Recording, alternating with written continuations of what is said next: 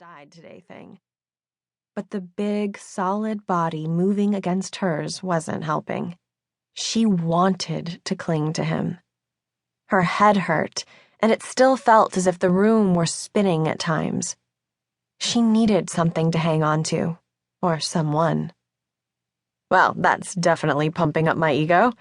It's not every day I get to rescue a beautiful princess.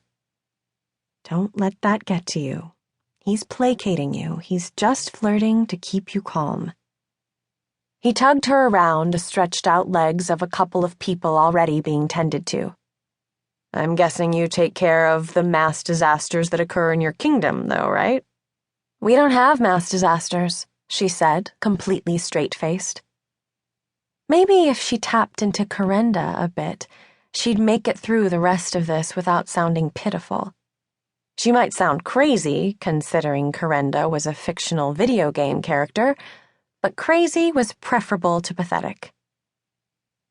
But I do lead troops into battle when necessary. Battle, huh? Yep.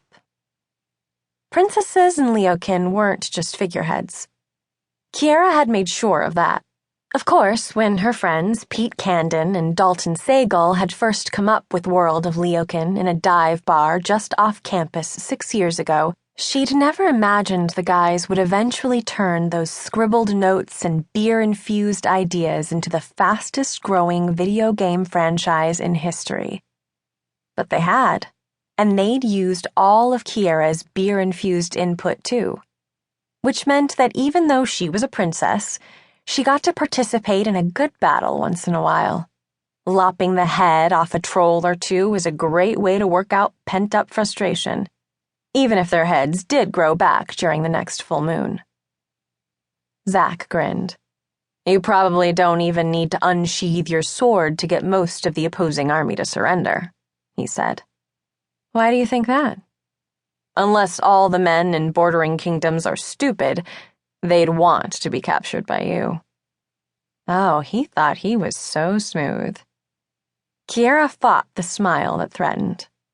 As far as diversions went, he was pretty good. I'm not their type.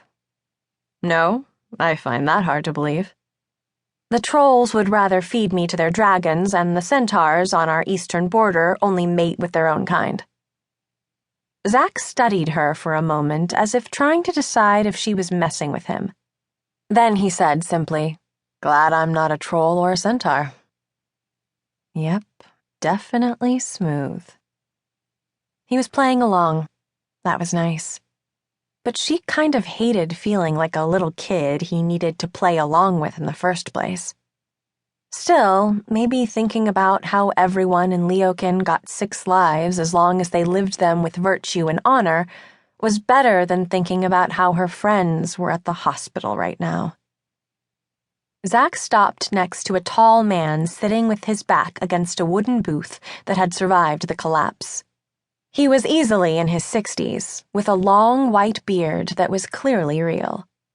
He was clutching one arm with the other and was very pale.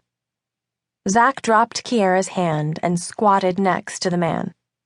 Sir, I'm Zach. I'm an EMT. Can I help you? The man looked up but seemed to have some trouble focusing. My arm. Did something hit you or did you fall? Zach asked, opening his bag and pulling out a blood pressure cuff. Kiera stood to the side, hugging her arms across her body, watching. She felt a little cold without Zach right against her, and yet there was a definite heat from watching him do his EMT thing. He had a deep voice, and he kept it soothing and calm as he checked the man over for injuries. The man didn't answer. He was staring past Zach's shoulder. Sir, can you tell me what day it is? The attack came out of nowhere, the man mumbled. We weren't prepared. Sir, can you look at me?